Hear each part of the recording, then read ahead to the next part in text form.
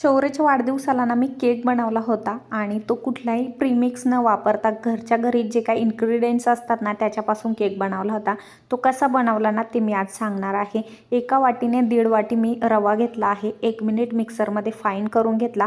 आता त्याच वाटीने 1 वाटीभर दही घेतलेला आहे मोठ्या बाउलमध्ये आणि सेम वाटीने 1 वाटीभर साखर घेतली। साखर दह्यामध्ये विरघळेपर्यंत मिक्स करून घेतलं। त्यानंतर 2 चम्मचभर तेल ॲड केलं, तेही मिक्स करून घेतलं। आता यामध्ये ना फाईन केलेला रवा ॲड करायचा आहे, पण तो चाळून घ्यायचा आहे, कारण आपण जो काही केक बनवणार आहे ना तो छानपैकी फुगला पाहिजे, फ्लफी झाला पाहिजे याकरता।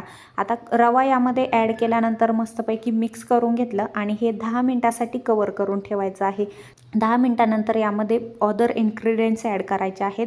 ते म्हणजे हाफ वाटीभर मी यामध्ये मैदा घातलेला आहे आणि एक लहान वाटी आहे त्याने कोको पावडर घातलेली आहे।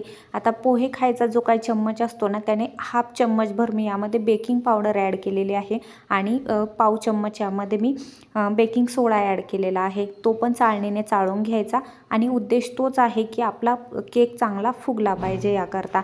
हे सगळं मिक्स करून घेतलं आणि यामध्ये आता इसेन्स ॲड करायचा आहे, तर व्हॅनिला इसेन्स मी यामध्ये ॲड करणार आहे।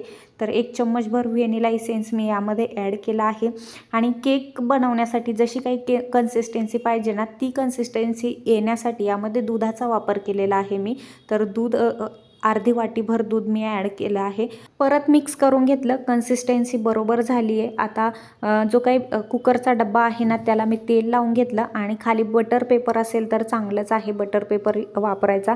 वरतून शोसाठी मी फक्त तुटी फुटी ॲड केली आणि थोडेसे बदामाचे काप ॲड केले। आता जे काही कढई आहे ना तर त्या कढईमध्ये खाली जाळी ठेवली आणि जाळीवरती मग मी डब्बा ठेवला आणि त्याच्यावरती झाकण ठेवलं 10 मिनिटासाठी फुल गॅसवरती आणि बाकीच्या टायमात कमी गॅसवरती। असा हा 45 मिनिटामध्ये केक तयार